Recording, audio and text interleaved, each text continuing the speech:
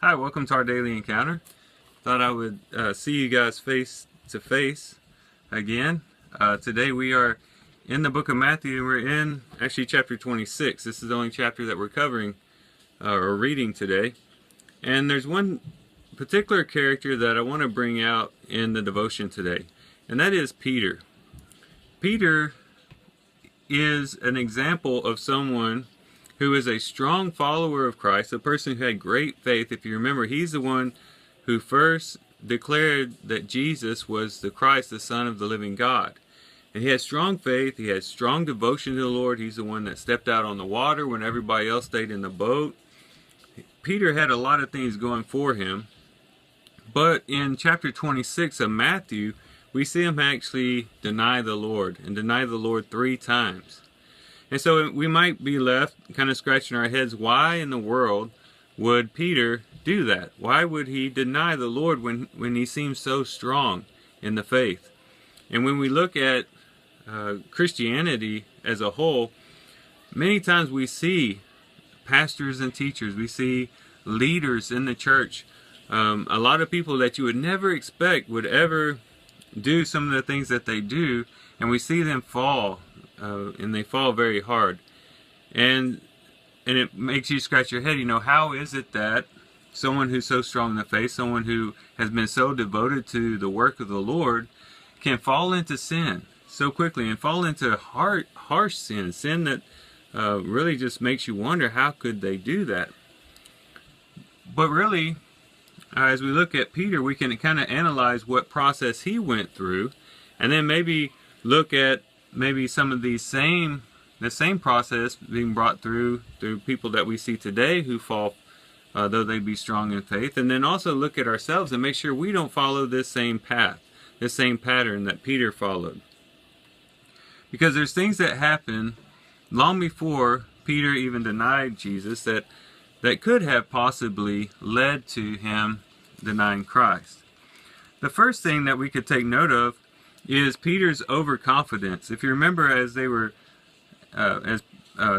Jesus was talking about them denying him, that Peter spoke up, and he said, in verse 33, he says, "But Peter said to him, even though all may fall away because of you, I will never fall away.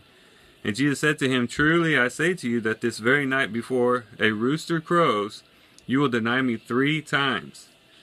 But Peter said to him, even if I have to die with you, I will not deny you."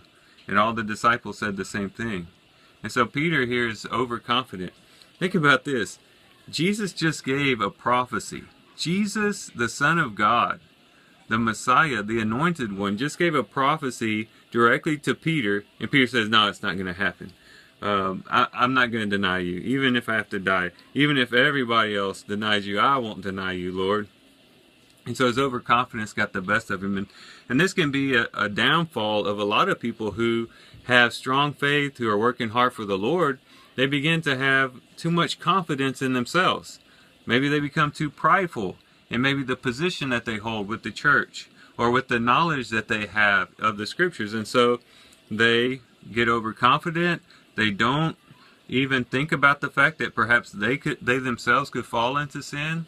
And they leave the door open for temptation to sneak in, to seize them, take hold of them, and lead them into sin before they even know it.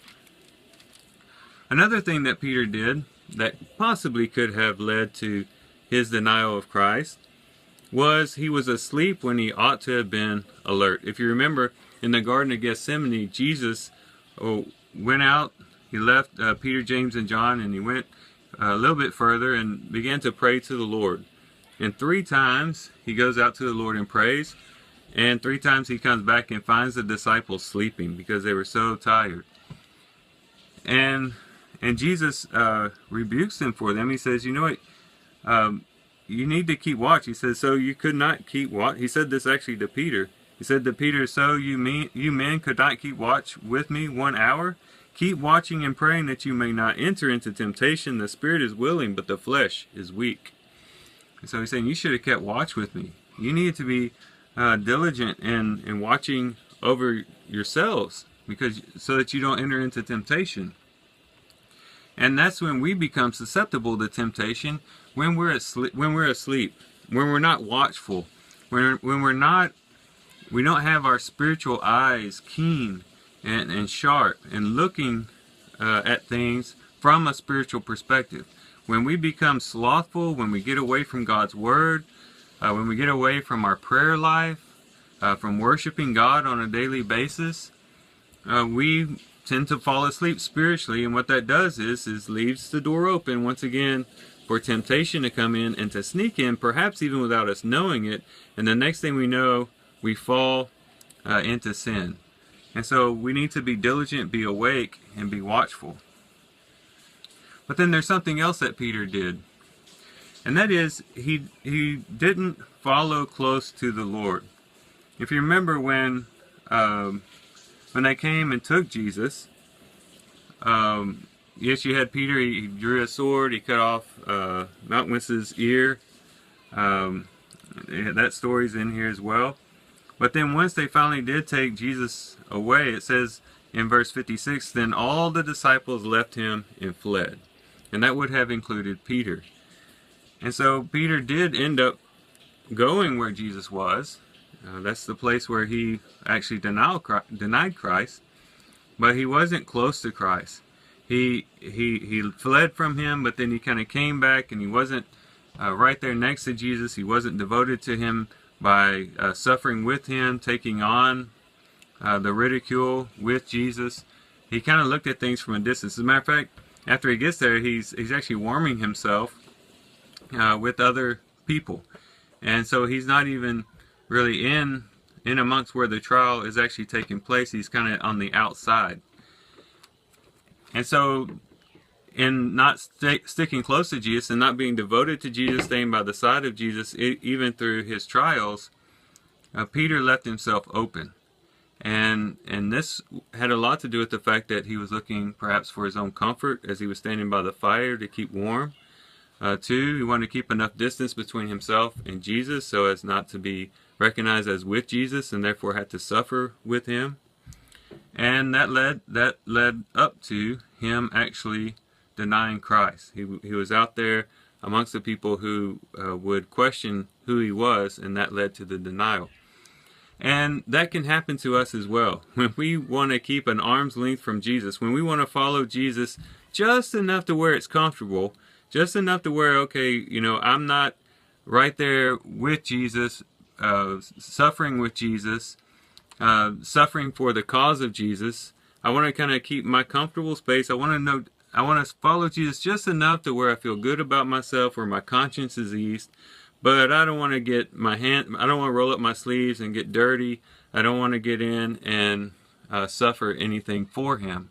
And when we get in that distant relationship with Jesus, and we're not right in the midst of the fire, right in the midst of the battle with Jesus, it leaves us susceptible to then fall into temptation and even do sins that we never thought that we would even do. And so if we want to avoid that, we got to stick close to Christ, even if it means suffering, even if it means trials and difficulties. We stick close to him because we're dedicated to him, because we're committed to his cause. And when we cling close to Christ, there's a strength that we can't even explain that comes up. And what it does is keep us focused, keep us directed, so that we're not wandering around looking at other things and being drawn away by other things and through temptation. And so that was another thing that Peter did. He wasn't following close to Jesus. And then the last thing we'll look at from this story is that Peter was hanging around the wrong crowd.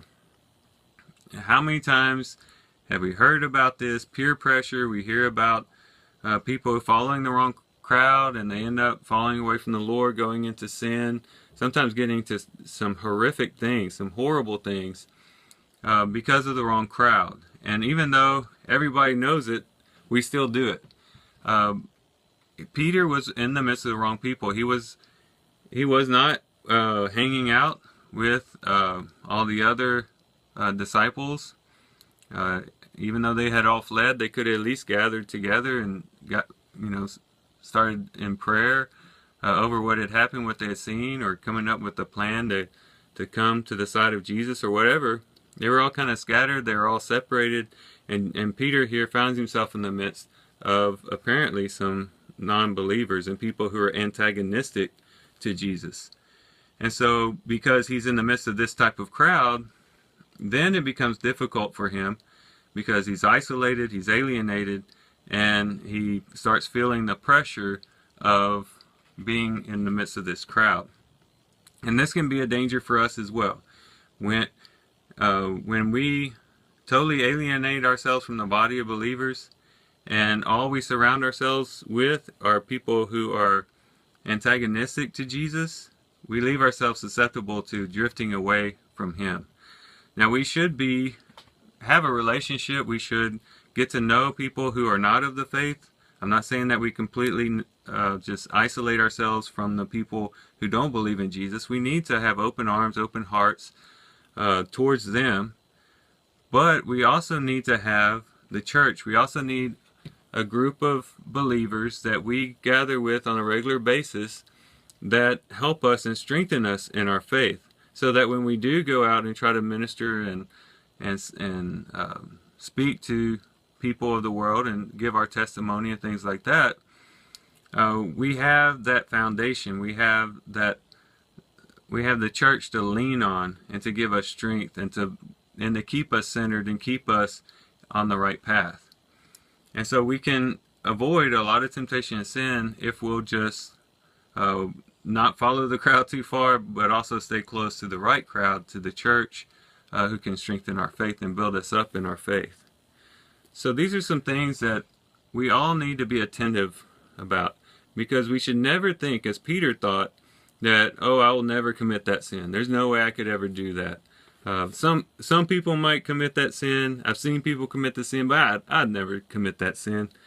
But we got to be careful, because if we find ourselves sleeping when we should be attentive, when we see ourselves following Jesus at a distance, and when we find ourselves in the midst of the wrong crowd and getting caught up in the wrong crowd, we very well could fall into temptation and into sin. So we should catch ourselves, if we see ourselves following this pattern, catch ourselves before we follow all the way through it, so that we can avoid sin, avoid unnecessary temptation. Well, thank you guys for listening and watching in today. I thank you guys for being here. I hope to see you guys again tomorrow. Love you guys. God bless.